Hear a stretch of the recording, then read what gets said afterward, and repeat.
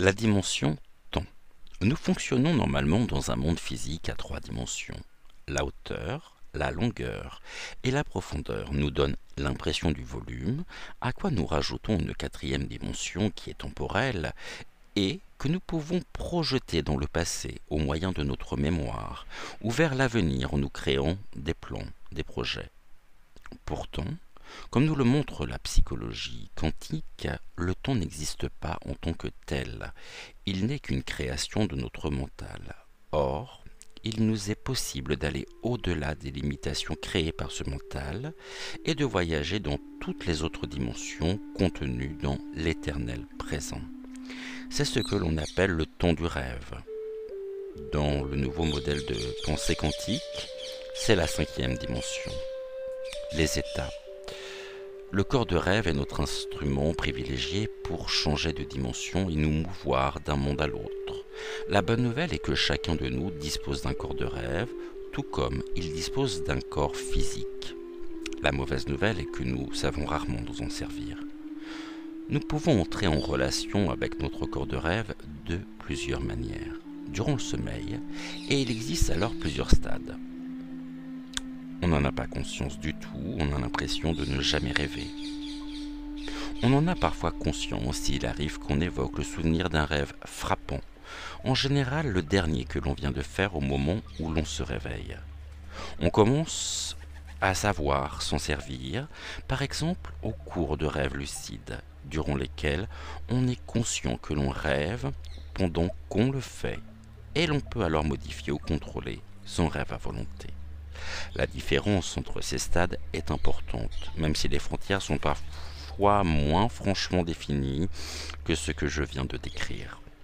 À l'état de veille, nous pouvons être aussi en contact avec notre corps de rêve sans dormir, du moins sans dormir au sens conventionnel, car selon certaines philosophies, nous sommes en fait endormis en permanence, dans le sens où nous réalisons pas notre vraie nature divine.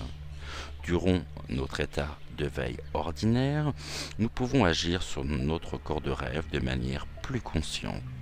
Nous pouvons l'utiliser pour changer de dimension et nous mouvoir dans d'autres réalités. La maîtrise du corps de rêve. Il existe tout un apprentissage pour acquérir la maîtrise du corps de rêve. Les livres de Castaneda traitent de ce sujet. J'en ai lu quelques-uns comme tout le monde dans les années 70. Certains éléments m'ont donné des points de repère, des perspectives, mais le vocabulaire de Castaneda a un système de référence qui compliquait pour moi un vécu dont j'allais découvrir qu'il est en fait beaucoup plus simple. La notion de Nagual serait ce qui se rapproche le plus de ce que j'appelle le corps de rêve. D'autre part, la tradition toltèque de Don Juan faisait référence à un état d'esprit très masculin qui m'est étranger et ne résonne pas avec ma propre expérience. Du fait de mes rencontres successives, je réalisais qu'il existait différents lignages, différentes approches et pratiques utilisant d'autres méthodes pour atteindre le même but. Le fracas des dimensions existant entre les divers apprentis de Don Juan, notamment entre les apprentis, n'ont fait que me confirmer la justesse de mon désir d'apprendre à travers d'autres voies souvent plus masquées, silencieuses et discrètes. Exercer l'œil du chaman. Le monde du rêve existe à l'état éveillé ou à l'état de sommeil. Son éruption crée un choc et pose des questions. Notre culture occidentale ne nous prédispose pas à le rencontrer. Lorsque nous entrons en contact avec ce type de perception et de connaissance, nous avons tendance à le refuser ou à le mettre sérieusement en doute. Cela est bon. Si nous acceptions tous les messages qui encombrent le monde astral, nous deviendrions littéralement fous. C'est ce qui différencie le chaman du déséquilibré mental. L'un sait ce qu'il fait et sait qu'il peut le faire, alors que l'autre se laisse happer par un monde où il n'a plus aucun repère pour se diriger et ne sait plus faire la différence entre le monde du rêve et le monde physique. Nous disposons actuellement d'un instrument fort intéressant pour nous faire comprendre les différents niveaux de réalité. Je veux parler des images en 3 dimensions, aussi appelées images stéréoscopiques. Nos réactions vis-à-vis de ces images en disent long sur notre attitude par rapport au monde du rêve. Dans le premier cas, nous avons le nez collé sur le papier et nous ne voyons même pas l'image chaotique dans son ensemble. Le problème du sens de l'image cachée ne se pose même pas. Nous ne faisons que voir le point vert ou le point bleu devant nos yeux. Traduction, nous ne considérons qu'un à un les éléments de notre vie qui posent problème et peuvent devenir obsédants. Comment trouver un job? Que faire avec mon enfant qui ne travaille pas en classe? Comment arrêter de fumer ou de boire? Un peu comme une rage de dents qui envahit tout notre champ de conscience et nous empêche de faire ou voir quoi que ce soit d'autre. Nous sommes là, dans la première attention qui prend volontiers un tour obsessionnel. Dans le deuxième cas, nous avons un peu plus de recul. Nous voyons l'ensemble, comprenant que les points verts, rouges ou bleus font partie du tout. Mais lorsque nous essayons de lire l'ensemble, de mettre du sens dans cette juxtaposition d'informations, nous n'y arrivons pas. Dans le chaos du monde, l'Homo sapiens a besoin de sens. Comment organiser ce monceau d'informations désordonnées? Comment se relier à cette image chaotique qui ne veut rien dire? Rien de plus angoissant pour l'humain que son néocortex pousse sans cesse à essayer de comprendre ce que son cerveau limbique, lui, accepte sans questionner. La dépression, l'anxiété ont leurs racines dans ce terreau stérile de sens. C'est que le corps de rêve n'a pas encore su prendre le relais pour faire basculer le sujet dans une autre dimension. Le troisième cas est celui de la vision holographique et stéréoscopique. L'observateur se met littéralement à voler au-dessus de l'image, dans les profondeurs insoupçonnées de laquelle il découvre soudain une scène qui a non seulement du sens, mais du relief, au point qu'elle change d'aspect quand on bouge la tête. On pourrait s'abîmer dans ces profondeurs. Voir ainsi, ne serait-ce qu'une fois, peut imperceptiblement changer notre rapport au monde. Nous saisissons qu'il existe, sous la platitude des apparences, d'autres mondes, d'autres dimensions. Le quatrième cas est plus rare mais existe bel et bien. L'observateur voit un jour l'image holographique et reste hypnotisé par elle. Il est tellement fasciné par ce monde apparent et apparemment plus riche que la réalité habituelle qu'il ne veut plus revenir en arrière, prisonnier d'une vision d'autant plus forte qu'elle correspond à des expériences intérieures qu'il ne sait pas traiter autrement. Le risque que représente ce quatrième cas doit nous faire prendre conscience de la nécessité vitale d'être d'abord bien enraciné, bien relié à la terre et en relation avec tous les êtres qui nous entourent. Les cultures traditionnelles avaient une évidente lucidité par rapport à ce nécessaire enracinement. On peut concevoir la schizophrénie comme l'enfermement du sujet dans une réalité holographique, non seulement visuelle, mais touchant tous les sens, ce qui expliquerait l'existence de voix et de symptômes physiques étonnants que la médecine occidentale appelle hallucinations, sans pouvoir en dire davantage. Le désir d'absorber des drogues altérant les fonctionnements mentaux habituels est une manière de forcer l'entrée dans les autres dimensions, forcing d'autant plus fréquent que notre culture ne nous a pas appris à voyager dans ces dimensions de manière saine et naturelle. On ne nous a pas appris à développer notre seconde attention. Le cinquième cas décrit ce que j'appellerais le chaman moderne. La différence essentielle avec le schizophrène est sa motivation et sa connaissance. Le chaman est conscient des dangers qui le guettent et prend les précautions nécessaires. On peut évoquer ici l'histoire d'Ulysse passant à côté du rocher des sirènes, dont le chant était connu pour mener de nombreux marins à leur perte. Le héros se méfie de leur enchantement, mais il veut connaître l'expérience tout de même et se fait donc attacher au mât de son bateau. La recherche personnelle menée par le chaman, ses lectures, son savoir intérieur, l'ont conduit à comprendre que le réel était fait de juxtaposition de plusieurs mondes interdépendants. Il a la faculté, innée ou acquise, de voir au-delà des apparences, plus loin que le chaos initialement présenté. Il voit non seulement les images en 3D de manière holographique, mais perçoit la totalité du monde qui l'entoure de cette manière. S'il regarde une pierre, il voit sa structure moléculaire et au-delà de cette réalité encore physique, ressent l'énergie qui détermine cette structure. C'est ce que le chaman appelle l'esprit de la pierre. Le champ d'énergie ainsi perçu est en fait ce qui a créé ce minéral et précède la matérialisation. Cela revient donc à revenir à la source de la création. Nous sommes des êtres multidimensionnels, comme nous l'explique le docteur Chopra. Je le crois volontiers, mais j'aime mieux en faire moi-même l'expérience. J'ai eu la chance, par nature, de vivre en symbiose avec mon corps de rêve depuis mon plus jeune âge, comme nous le faisons tous plus ou moins sciemment. J'ai commencé à écrire mes rêves dès l'âge de 16 ans. Pendant 8 ans, j'ai fidèlement tenu un journal de rêves. J'ai toujours accordé de l'importance à ces expériences et utilisé leurs renseignements dans ma propre vie. Lorsque je ne les ai pas écoutées, essayant de rationaliser en me bouchant les yeux et les oreilles, des difficultés et même des catastrophes sont survenues. Je respecte maintenant totalement leur message et enseigne les voies traditionnelles de communication et d'utilisation du monde du rêve. La seule différence, c'est qu'aujourd'hui, je sais utiliser mon corps de rêve en permanence sans le limiter à la nuit. Les psychanalystes se servent des rêves eux aussi pour faire découvrir à leurs patients ce que leur inconscient communique ainsi.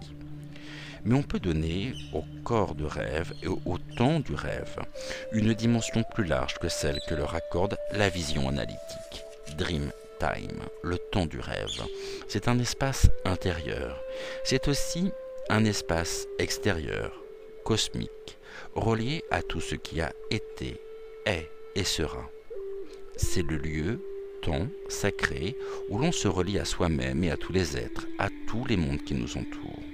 C'est le lieu de rencontre sacrée, où l'on parle une langue universelle, celle des symboles et des images intérieures. Certes, il existe des accents divers en rapport avec les différentes cultures dont nous sommes issus.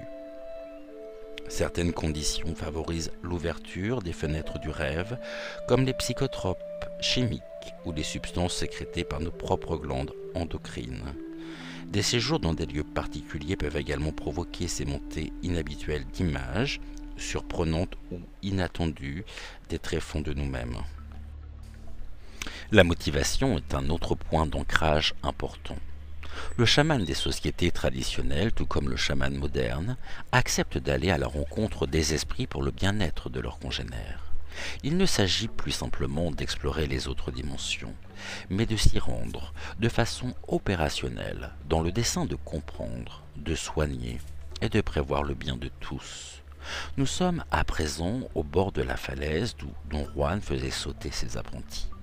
Nous avons sans doute beaucoup à apprendre encore avant de savoir utiliser pleinement ces autres réalités. Et d'abord à assurer notre ancrage à la terre et à notre réalité physique. Rappelons-nous la sagesse du moine oriental qui dit « coupe ton bois et porte ton eau ». Les pieds bien ancrés dans la terre, nous pourrons alors utiliser entièrement ce corps de rêve que la vision 3D nous fait entrevoir. C'est pour cela qu'il est si important de savoir vivre dans le présent, dans l'enracinement du moment, dans la respiration de la nature, à l'écoute du cycle de croissance des plantes, du battement de cœur de la terre. C'est ce rythme qui nous ramènera sans faille à elle lorsque nous reviendrons de notre voyage dans les autres mondes. La première et la deuxième attention.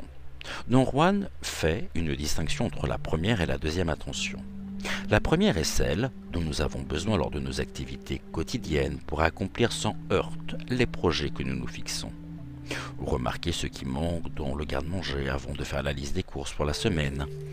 Veiller à la propreté du logis. Surveiller l'état du compte en banque. Cette même attention peut s'étendre de manière plus subtile non plus aux choses ou aux activités, mais aux personnes. Savoir faire attention aux paroles, humeurs, attitudes, comportements d'autrui. Vigilance capitale pour le thérapeute qui pourra alors, mais alors seulement, faire résonner sa deuxième attention. On peut ranger sous la rubrique deuxième attention toutes sortes de sensations qui proviennent du corps, des mini-sensations dirais-je, que l'on ne remarque pas habituellement. Il est étonnant de constater à quel point la plupart des gens sont coupés de leurs sensations corporelles globales. J'entends par là de la sensation générale d'habiter leur corps et d'en sentir l'existence, sans, je le précise bien, qu'il y ait une peine ou une douleur pour attirer l'attention.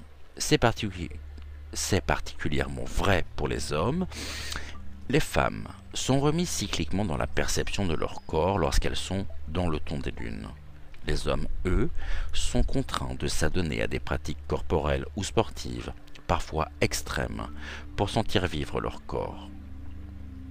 Si la seconde attention se développe, il est possible de développer une sensibilité raffinée par rapport aux signaux du corps, aussi minimes soient-ils.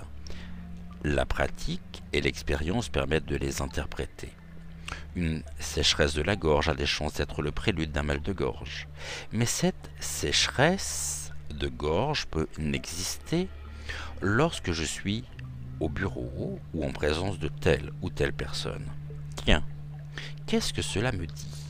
Je mets en marche ma seconde attention, état interne très lié aux activités d'association et de pensée parallèles du cerveau droit.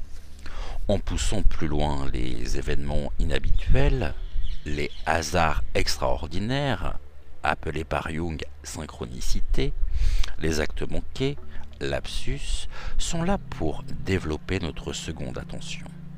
Le chaman note tous ces éléments avec soin. Il saura écouter ceux qui viennent le voir, non seulement avec la première attention, mais aussi avec la seconde, qui prêtera grand intérêt aux détails de gestes, de respiration, de posture, de rythme vocal. Ces détails lui parleront en profondeur. Quant à celui qui consulte, ce savoir écouter à ce niveau s'avère très réconfortant. Il sait qu'un autre que lui se promène à ses côtés dans son monde du rêve. Un jour, je suis parti avec ma grand-mère dans le monde du rêve, qui nous livra une surprise de taille. Ma grand-mère paternelle est depuis longtemps très dure d'oreille. Elle a mis beaucoup de temps à l'admettre et à s'acheter un appareil pour améliorer son écoute. En fait, j'ai toujours pensé qu'il y avait beaucoup de choses qu'elle préférait ne pas entendre. Quand elle a atteint 95 ans, trouvant qu'elle avait fait son temps, elle a voulu en finir. Cette femme, jadis très active, ne pouvait plus lire, ni écrire, ni coudre, ni s'acquitter de la moindre tâche ménagère. Une garde devait s'occuper d'elle en permanence. Je passais par Paris un jour pour la voir, sentant qu'elle n'en avait plus pour très longtemps. Lorsqu'elle me vit entrer dans le boudoir où elle se trouvait, recroquevillée sur un fauteuil près de la fenêtre, elle fit un petit signe pour me dire d'approcher. Son corps était noué comme un vieux genévrier du désert. Elle avait terriblement manqué d'affection dans sa jeunesse et s'était toujours montrée très dure pour les autres, mais surtout pour elle-même. J'avais été sa seule petite fille et elle m'avait témoigné de l'affection comme savent le faire les grands-parents qui ont raté le coche avec leurs propres enfants. De son doigt crochu, comme celui de la sorcière de Walt Disney, elle m'attira vers elle. « Crois-tu vraiment qu'il y a un Dieu ?» me demanda-t-elle, avant même que j'eusse le temps de l'embrasser. Si près du bout de la vie, on ne s'attache plus aux règles de bienséance. Je lus dans ses yeux l'intensité de son interrogation. « Oui, lui dis-je. » Je sentais qu'il fallait rester simple et ne pas entrer dans les considérations linguistiques et métaphysiques de ce que pouvait recouvrir le mot Dieu. On n'apprend pas la brasse papillon à un naufragé sur le point de sauter à l'eau.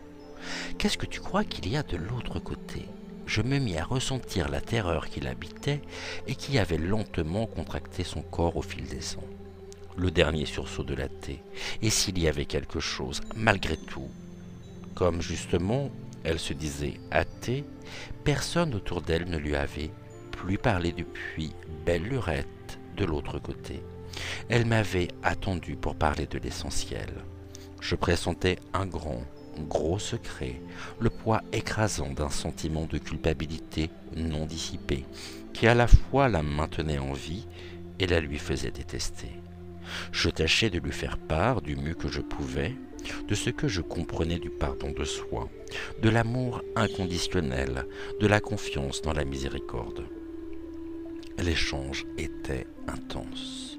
Je ne pouvais détacher mon attention une seule seconde de son visage, de son expression d'attente. Je la sentais vaciller entre le désir de lâcher prise, se laisser aller à croire comme une enfant, et la peur de rencontrer un juge sévère et implacable. Elle ne savait plus s'il valait mieux s'être trompé sa vie durant, ou bien que ses croyances s'avèrent justifiées, au risque de ne trouver que le vide. Difficile de partir gagnant avec ce dilemme. Je ne pouvais que lui offrir ma certitude et mon amour. Ils avaient été présents tout au long de notre conversation. Elle devint très lasse et me souhaita bonsoir. Je la laissai seule. J'étais encore sous le coup de l'intensité de notre conversation lorsque je réalisai que la scène avait eu une qualité étrange, inhabituelle, que je ne savais expliquer. Je retournai dans mon état de conscience habituel et je réalisai soudain que non seulement ma grand-mère ne m'avait pas demandé une seule fois de répéter mes propos, comme elle avait l'habitude de le faire, mais que nous avions presque murmuré notre conversation au lieu de hurler. Elle avait tout entendu de ce qu'elle voulait entendre. Et moi qui croyais que son ouïe était hors d'usage, j'avais l'habitude de voir les gens hurler autour d'elle pour se faire comprendre. Les miracles sont aussi simples que cela si l'on sait les regarder. Ma grand-mère avait retrouvé sa capacité d'écoute parce qu'elle avait l'absolue intention d'entendre. Elle avait su, elle aussi, monter à bord de son corps de rêve, et nous avions formé toutes les deux, par notre désir de communiquer, par l'amour qui nous liait, un champ d'énergie où la relation passait au-delà des manques du corps physique. Ma voix lui avait offert les mots qu'elle attendait, mais surtout les vibrations correspondantes. Mon attention avait été totale et mon intention parfaitement claire, lui apporter la confiance dans l'amour en me trouvant moi-même chargé de cette énergie. Peut-être, pour la première fois de sa vie, avait-elle été enfin prête à les recevoir et donc à les entendre.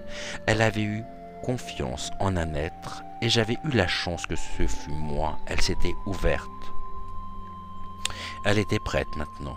Je repartis pour les États-Unis et elle s'éteignit une semaine après. Rassurait la première attention. Le corps de rêve se meut grâce à la deuxième attention. Mais pour être à l'aise dans cette deuxième attention, il a besoin d'être rassuré, sécurisé par la conscience de la première. La première attention est notre conscience à ce monde physique des trois dimensions. La première attention se réfère à la seule dimension temporelle qu'elle connaisse, le temps linéaire. Elle a donc besoin de savoir qu'elle va continuer à vivre, à exister lorsque notre corps de rêve s'évade pour rejoindre la cinquième dimension qui est totalement étrangère à notre vigilance ordinaire.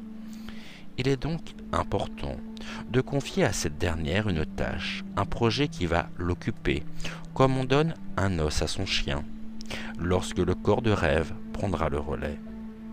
Ce projet doit être à court terme dans l'avenir. Lorsque j'étais enfant, j'avais pris l'habitude avant de m'endormir de penser aux choses que je devais faire le lendemain, aux devoirs que je devais remettre, ou même simplement aux vêtements que j'allais porter. Ce petit rituel, je ne le compris que beaucoup plus tard, lorsque je constatais ce qui arrivait, lorsque je m'y soumettais pas, permettait de créer un lien, un pont avec mon futur, donnant à ma première attention la certitude qu'elle survivrait à tout ce qui pouvait se passer entre-temps dans une autre conscience. Je voudrais aussi relater une erreur que je fis et qui eut des conséquences plutôt néfastes pour mon corps de rêve. Au cours de mon apprentissage, je ne comprenais pas encore très bien tous ces raffinements de la conscience du temps. Je pensais qu'il était crucial de rester dans le présent et je prenais garde de ne pas me projeter dans l'avenir afin de rester parfaitement axé sur l'éternité de l'instant. Erreur, je n'avais pas réalisé l'attachement de mon subconscient à la continuité temporelle. Il se mit à paniquer, habitué qu'il était à une conscience linéaire que j'avais implicitement toujours acceptée. Et voilà que je voulais lui démontrer que nous pouvions vivre dans l'éternité du présent. Son angoisse, qu'au début je ne voulus pas prendre au sérieux, créa une sorte d'écran entre ma conscience éveillée et mon corps de rêve. Résultat, pendant une longue période, je ne parvins plus à me souvenir de mes rêves, alors que pendant plus de 9 ans, j'avais tenu avec soin un journal de rêves extrêmement fertile. C'est là que je réalisai qu'il est important de donner au subconscient la réassurance qu'il continuera d'exister dans le futur, quelles que soient les aventures qui peuvent arriver au corps de rêve. Enseignement d'un rêve lucide. Lorsque je réussis à retrouver la conscience de mes rêves, je fis le rêve lucide suivant. Je suis propulsé à assez grande vitesse dans un carrefour à 4 voies et un feu vert au milieu me signale que la voie est libre. Je prends conscience d'un moment de contraction qui peut être le signe précurseur de la peur, ce qui me pousse à vouloir ralentir. Je ne fais pas totalement confiance à ce feu vert et voudrais vérifier si je peux réellement passer. Puis je réalise que mon élan est tel que je n'ai pas d'autre choix que de traverser ce carrefour. Franchir ce point de potentiel danger à grande vitesse a un effet hilarant et exaltant. Je me sens lâcher prise par rapport à mon besoin de contrôler mon environnement et ma vie. Je décide finalement de faire confiance aux signes déployés devant moi. Alors que je viens de prendre cette décision, une voiture arrive sur ma droite à grande vitesse et sa trajectoire me montre clairement que je vais être écrasé. Je comprends alors, je ne sais comment, que je peux changer le cours du destin et je tends mon bras droit avec l'intention délibérée et très forte d'arrêter le véhicule. Je sais que mon mental va être plus fort que l'élan de la voiture et en effet, celle-ci s'arrête à quelques centimètres de ma main. J'ai le sentiment d'une intense jubilation intérieure. Plusieurs commentaires sur ce rêve. Le vert est une couleur que je me suis mise à porter un jour alors que je ne l'aimais pas auparavant. C'est la couleur du 4e chakra, celui de l'ouverture du cœur, sans lequel aucune guérison véritable ne peut se produire. Enfin, la voie du cœur s'ouvrait à moi. Le signal du carrefour me le signifiait grandement. C'est grâce à cet engagement que j'ai pu trouver les ressources intérieures pour arrêter la voiture. Le cœur et le mental s'unissaient pour produire une énergie que je ne connaissais pas encore. Je me rapprochais de la phrase indienne « tant entendu ». Il a parlé avec sa tête et son cœur. Je commençais aussi à entrer en résonance avec l'intention de mon maître de rêve de m'enseigner amour et pouvoir. J'avais senti en même temps et intrinsèquement lier l'amour et le pouvoir. La raison pour laquelle je livre ce rêve particulier peu exotique est la suivante. Je rencontre régulièrement des personnes déçues de ne pas recevoir de message d'un animal de pouvoir ou d'un nuage ou d'un grand chef indien. Elles jugent, à tort, la qualité de leur rêve en fonction de la présence ou non de certains éléments qui leur semblent valorisants et se montrent condescendantes vis-à-vis de contenus jugés prosaïques. Il ne faut pas oublier que nous avons aujourd'hui un environnement très différent de ceux qui vivaient dans la nature. Notre monde technique modèle notre vie intérieure. L'important est évidemment de sentir le message par-delà la forme, sans la juger. Je venais moi-même de conduire pendant plusieurs centaines de kilomètres et les symboles de mon rêve reflétaient simplement ma vie quotidienne. Ce n'était pas un guide ou un animal que je rencontrais, mais un poteau métallique câblé de fils électriques. Et ce n'est pas un bison que j'arrêtais, mais une voiture de série. L'impact en était-il moindre pour moi? Le contenu en retirait-il sa valeur chamanique? Les rêves lucides sont en tout cas un espace privilégié pour la guérison et la transformation. Une impression de changement intérieur s'accompagne d'un nouveau niveau de conscience. La guérison restaure dans le corps énergétique le tissu qui le constitue. Et un nouvel élément de compréhension s'ajoute à notre psyché. Le corps émotionnel se trouve réharmonisé. Un sentiment de joie et de paix s'installe. Le guide de rêve. Je donnais donc à nouveau à mon corps de rêve la faculté de bouger, de se mouvoir, de créer et de venir faire son rapport à la conscience qui, elle, avait été rassurée que son existence ne serait pas mise en question par les bizarreries et voyages étranges de son homologue de rêve. C'est pour cela qu'il est bon d'avoir un guide lorsque l'on commence à vouloir voyager avec ce corps de rêve en dehors des périodes de sommeil nocturne. Le guide rassure la conscience sur tous les aspects pratiques et matériels. Il donne le cadre, l'espace dans lequel l'expérience se fera. Il est important de connaître les limites du monde dans lequel le corps de rêve fera son premier voyage. Un peu comme limiter le périmètre de navigation d'un débutant à la baie ou au port. Louvoyer entre deux pointes lui permettra d'acquérir l'expérience nécessaire pour se sentir assez à l'aise ensuite pour sortir de la baie et atteindre la petite île en face dans la perspective plus lointaine de faire de longues traversées en solitaire. L'enseignement par le rêve. Je voudrais évoquer ici l'enseignement que l'on peut recevoir en rêve d'un maître, d'un chaman. Si l'enseignement à distance existe de nos jours, en réalité, il ne date pas d'hier. Il a existé bien avant l'existence de la poste ou des ordinateurs, dans le temps du rêve. C'est mon second séjour à Santa Fe. J'ai pleinement assimilé la découverte de mon tout premier séjour qui m'a donné envie de revenir car je sens que des informations et une découverte importante s'offrent à moi dans ce lieu magique. Une amie que je connaissais de Saint-Barthélemy, où j'habite encore, loue la maison d'une photographe et m'héberge dans son bureau pour quelques jours. C'est l'été, période hautement touristique, et je suis ravi de ne pas avoir à chercher une introuvable chambre d'hôtel. Je suis fatigué d'avoir parcouru le centre-ville en tous sens, et je me couche avec le plaisir du marcheur épuisé. C'est une époque où je rêve beaucoup. J'ai mon cahier de rêve à côté de moi comme chaque nuit. Cela m'aide à les définir, à les rendre plus réels. Je peux les relire, méditer sur des images qui ont, sinon, une fâcheuse tendance à se dissiper. Je remarquerai plus tard que lorsque je travaille avec des apprentis dans le monde du rêve, j'oublie la totalité de la session. Si je ne prends pas aussitôt de notes, je m'endors. Au milieu de la nuit, il doit être 3 heures du matin, j'ai l'impression de me réveiller car je me sens dérangé au milieu d'un rêve. Quelqu'un semble venir du fond de la pièce, il se rapproche doucement. Je ne distingue pas ses traits. Je l'interpelle en lui disant qu'il me dérange, que je suis en train de rêver et qu'il ferait mieux de s'en aller. Mes objurgations le laissent parfaitement insensible. Il continue à s'avancer lentement. Il est tellement près de moi maintenant que je n'ai plus vraiment le choix que de tourner mon attention vers lui. Je quitte donc le rêve que je faisais, un peu comme on arrête la télévision lorsqu'un visiteur insiste pour s'introduire dans votre espace.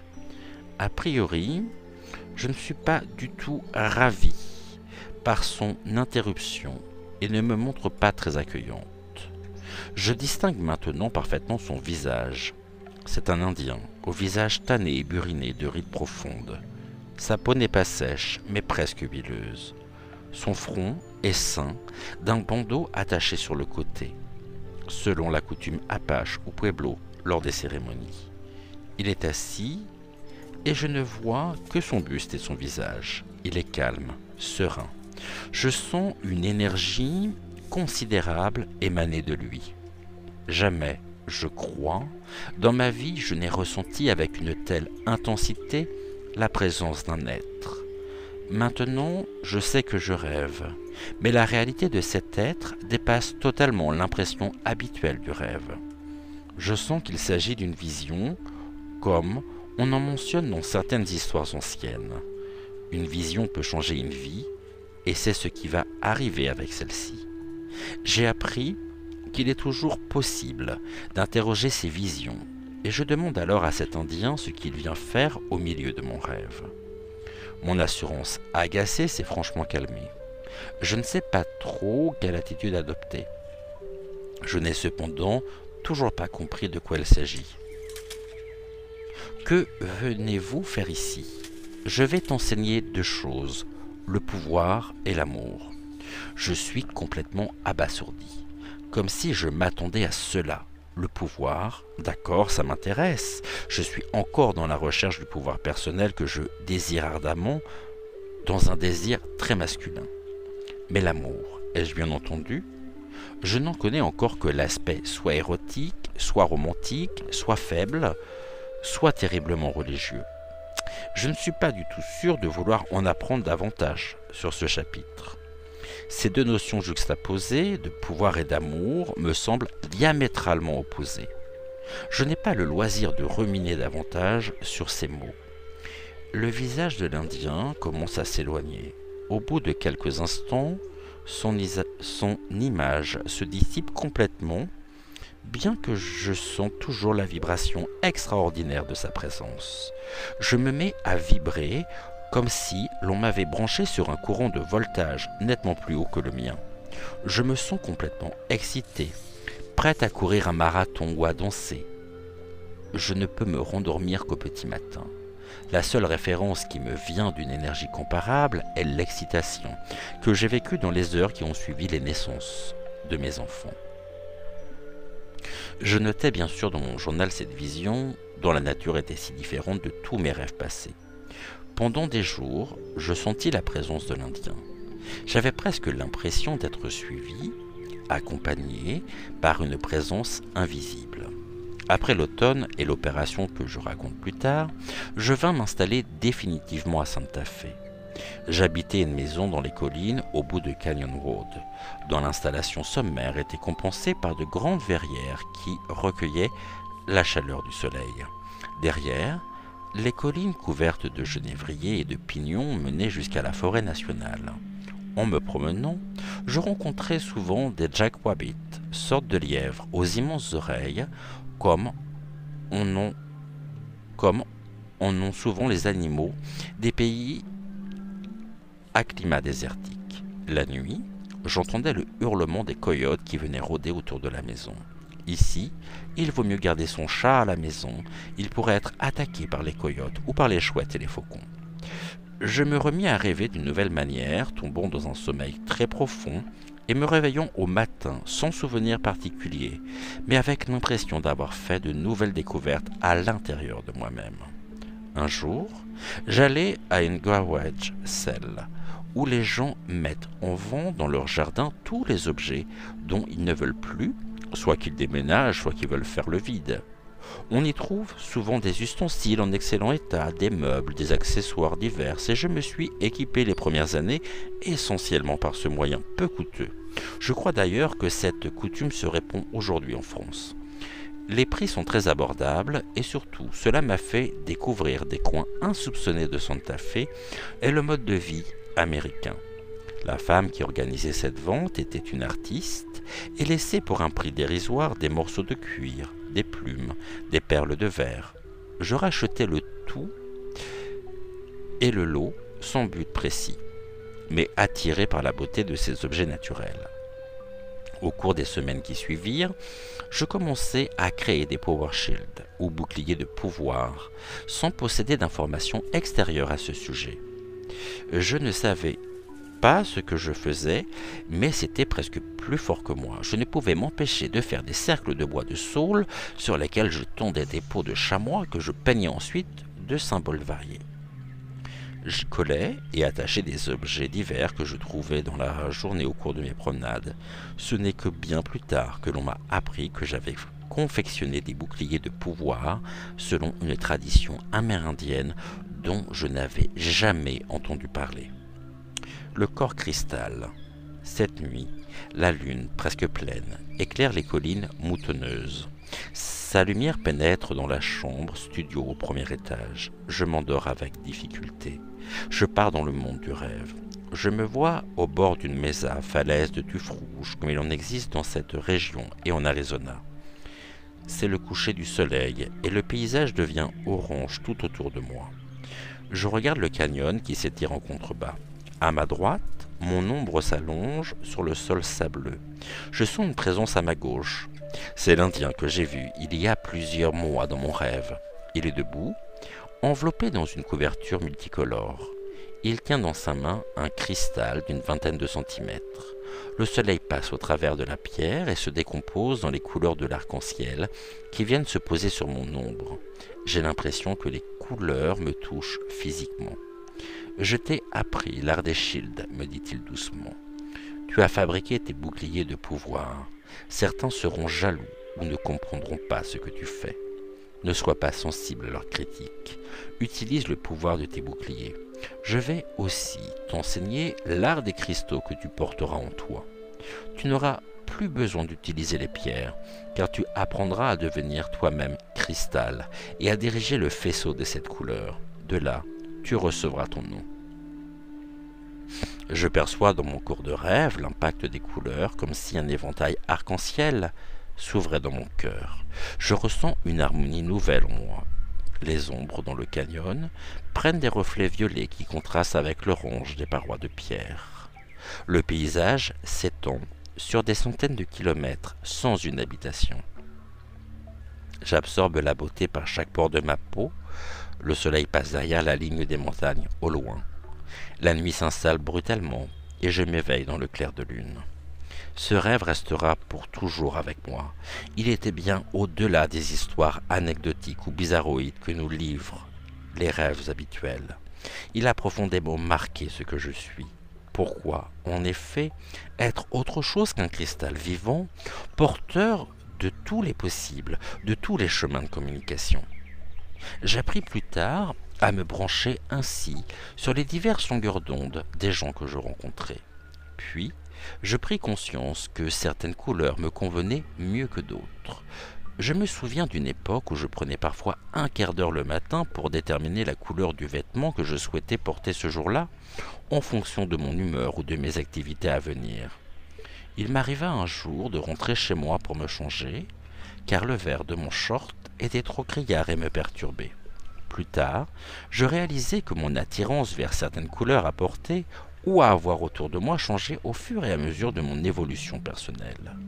Je les suivais sans essayer de les comprendre, ni surtout de les juger ou de les évaluer. Je désirais juste apprendre et expérimenter grâce à leur énergie, sans trop lire de théories ou d'histoires à leur sujet. Je ne faisais qu'appliquer ce que mon maître de rêve m'enseignait la nuit. L'autre enseignement en ce domaine fut de faire confiance à mes rêves et d'accepter les images ou visions que je recevais avec beaucoup de respect. Plus on se met dans cette attitude, plus les messages deviennent fréquents et profonds. Lorsque je parle de mes expériences dans mes séminaires, j'entends ensuite des témoignages du même type, que personne n'avait jamais osé raconter. Je sens le soulagement de ceux ou celles qui en étaient porteurs et ne savaient leur donner de sens. Ces ouvertures peuvent se produire tout à coup, par hasard. Ce sont les états de grâce, les éveils. J'ai vu des personnes très perturbées après des visions ou des images intérieures qu'elles ne savaient pas faire coïncider avec le conditionnement de leur passé. Comme le dit Fritz Capra, dans la pratique psychiatrique actuelle, beaucoup de gens sont classés comme psychotiques, non pas sur la base de leur comportement, mais davantage sur celle du contenu de leur expérience.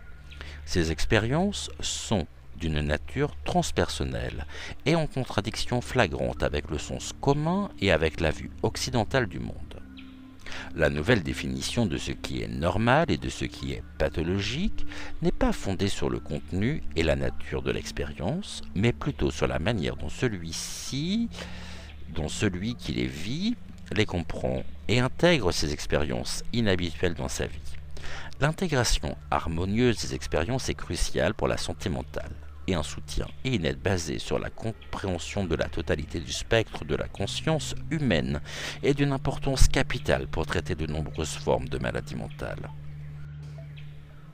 Notre culture n'accorde pas assez de place au monde du rêve dans le quotidien. C'est pourtant une pratique vitale naturel et nécessaire.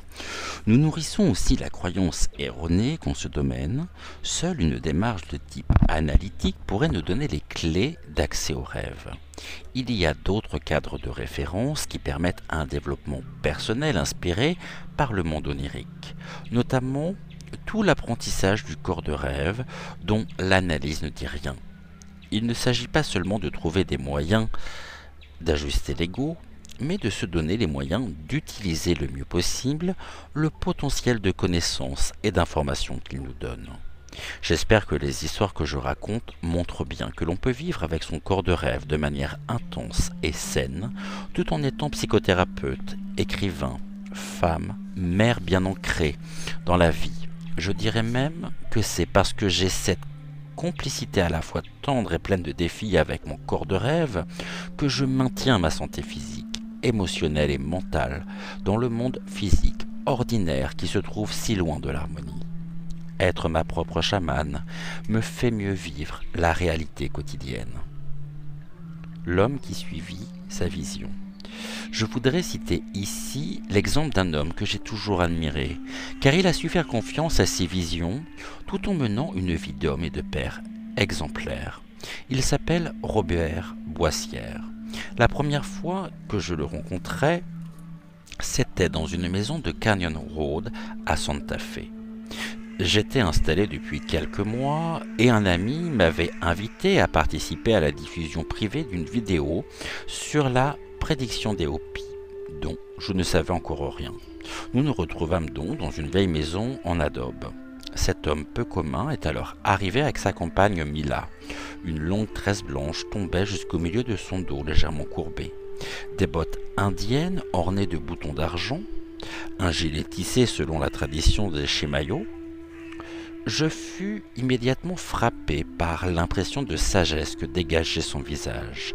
Il représentait l'ancêtre au sens le plus positif et étymologique du terme, comme s'il était relié aux souvenirs les plus anciens de la terre. Je ressentis aussitôt pour lui un respect très profond, alors que je ne connaissais rien de lui, sinon une vague réputation. Un Français qui avait vécu chez les Hopis dans les années 50 et qui avait fondé un clan ouvert aux non-indiens.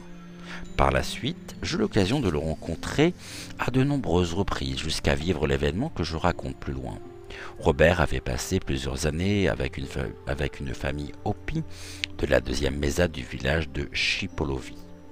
Il y fut adopté et vécut la vie quotidienne de cette rude vie de paysan du désert. Un de ses livres, Les Hopis, retrace son aventure en français. D'autres titres n'existent encore qu'en anglais. Un jour qu'il reposait sur une pierre dans une mesa, Robert Boissière eut la vision de Pahana, le frère blanc né de Sipapu, point d'émergence du monde dans lequel nous vivons. Pahana lui demanda de créer un clan, le clan des bananes, qui serait ouvert aux non-indiens désireux d'apprendre les enseignements spirituels des Hopis. Cette vision était un cadeau du monde du rêve. Robert l'accepta et considéra le message avec le respect et l'écoute que l'on doit à une vision. Il l'a mis en pratique. Après son mariage avec une indienne du pueblo de Taos, il vécut dans le village de sa femme et ils eurent une fille. Avec elle, il trouva au nord de Santa Fe un terrain magnifique entre la réserve de Tessuk et celle de Pojaok, où il fit vivre sa vision en construisant une kiva. Il approfondit sa relation avec les Hopis qu'il avait connus. Ceux-ci avaient compris que sa démarche prenait sa source dans sa vérité intérieure. Plusieurs d'entre eux écrivirent une postface à son dernier livre. Robert y fait part des informations d'ordre culturel et religieux, mythologie, légendes et histoire de la tribu, telles qu'elles furent données par les chefs spirituels Hopis à une équipe de chercheurs envoyée par la Commission des Affaires indiennes en juillet 1955. Les chefs Hopis voulaient présenter au monde les bases sur lesquelles la vision Hopi était fondée. Tragiquement, la femme Pueblo que cet homme aimait avec passion mourut des suites d'une infection, après une opération bénigne. Il continua cependant de faire vivre sa vision, aidé par Mila, sa nouvelle compagne. Certains aujourd'hui remettent en question la validité de cette ouverture. Comme ce sujet, la pratique de rituels traditionnels par des non-indiens est parfois abordée lors de mes conférences, je voudrais donner ici mon point de vue. Il s'est développé ces dernières années aux États-Unis parmi les tribus indiennes un courant d'intégrisme comme il en existe dans le monde entier et dans toutes les religions. L'univers indien n'en est pas exempt. Il est désapprouvé par ceux, et parmi eux de nombreux Indiens, qui pensent profondément que les enseignements de la culture indienne doivent être communiqués au reste du monde, car cette voie spirituelle contient une conscience et une spiritualité vitale pour la survie de la Terre. Ceux-là sont dans le don et le partage. Ils veulent continuer à faire vivre le monde dans sa beauté et son harmonie et ouvrir les yeux de ceux qui les ont oubliés. Le mouvement intégriste veut se refermer sur ces traditions par un désir de protection et de préservation qui est tout à fait compréhensible. Après avoir annihilé la plupart des Indiens, disent-ils, les descendants des conquistadors veulent maintenant s'emparer des derniers restes d'âme des derniers descendants de l'ancienne civilisation exterminée. Mais aucun enseignement spirituel ne peut être confisqué par un peuple ou par une culture dans l'exclusion des autres. Cette attitude nie l'unicité universelle prônée précisément par l'approche spirituelle amérindienne. Nous sommes tous reliés est une phrase que l'on entend souvent dans les cérémonies. Si cela est vrai, comment décider d'exclure et de se mettre en marge des lois naturelles? Qu'une exploitation commerciale n'en soit pas faite est plus que souhaitable. Et je soutiens les Indiens qui ne veulent pas que des bijoux copiés en Extrême-Orient soient vendus comme bijoux amérindiens ou que des artistes se fassent passer pour indiens quand ils ne le sont pas. Mais comment vouloir contrôler l'inspiration d'artistes véritables qui veulent exprimer leur vision de la nature et sont profondément influencés par l'esprit indien? L'enseignement du Christ ou de Bouddha ne peut-il être pratiqué par tous les peuples? Des Indiens sont prêtres chrétiens.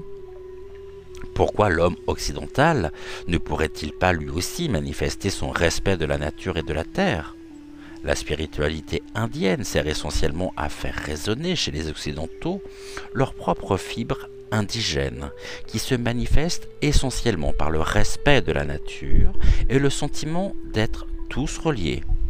Le bien-être de la planète Terre dépendra de la prise de conscience de ces principes par tous. Je ne souhaite pas entrer dans un débat qui mêle des aspects politiques et économiques à une question qui, pour moi, doit rester essentiellement personnelle. Ce n'est qu'au plus profond de soi que l'on a la connaissance de ce qui est juste. C'est cette connaissance qu'il faut suivre. Pour ma part, lorsque je participe à des cérémonies telles que la Sweet Lodge ou la pipe sacrée, je me laisse pénétrer par leur essence. Je ne cherche pas à les reproduire, mais plutôt à faire résonner en moi des réminiscences anciennes de ma propre culture indigène, celte ou universelle, créant parfois de nouveaux rituels de formes différentes en rapport avec l'essence que je ressens. Ainsi, l'existence des forces des quatre directions de la roue de médecine est-elle une réalité de la vie quotidienne que je vis désormais dans chaque instant? Son caractère tout à fait universel que j'ai retrouvé dans d'autres cultures, comme la tradition celte ou bouddhiste, ne m'échappe pas. L'universel est à tous, puisque nous sommes tous une partie de cet être universel au-delà de toute culture.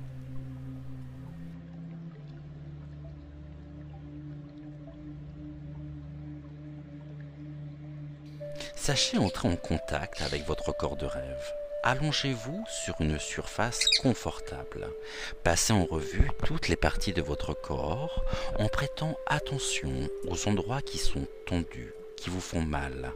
Recherchez aussi les endroits, disons, silencieux, ceux qui ne vous font jamais mal ou qui n'attirent jamais votre intérêt. Remerciez votre corps pour tout ce qu'il vous permet de vivre et d'expérimenter. Retournez dans les parties sensibles et demandez à votre corps de rêve de vous donner une image de ce qui se passe non seulement dans votre corps physique, mais aussi dans l'espace tout autour de votre corps. que veut-il dire? Au lieu de vous crisper ou de résister à une douleur si vous en avez une, abandonnez-vous totalement à cette peine en lui demandant humblement et sincèrement de vous éclairer. Fusionnez totalement avec la peine, laissez-vous immerger par elle, embrassez-la. On obtient ainsi des réponses étonnantes et inattendues. Il arrive, parfois, qu'un animal intérieur en souffrance se montre et nous explique ce que l'on peut faire pour lui. Toutes les associations que l'on peut faire dans cet état de réceptivité interne sont capitales.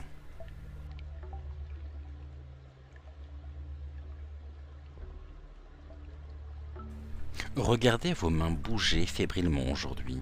Voici le deuxième verre que vous cassez cette semaine.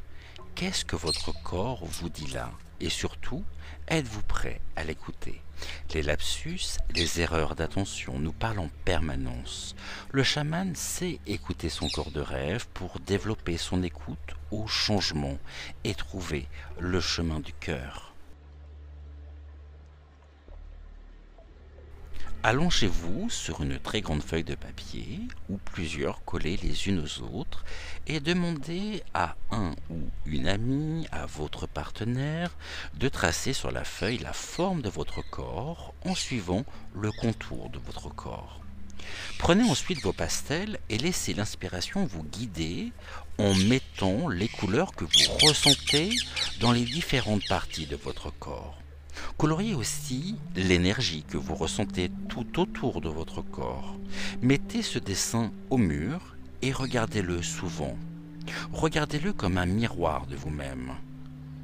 Prêtez attention à l'inhabituel, aux répétitions insolites, aux rencontres imprévues, aux découvertes de nouveaux lieux, de nouvelles personnes. Notez.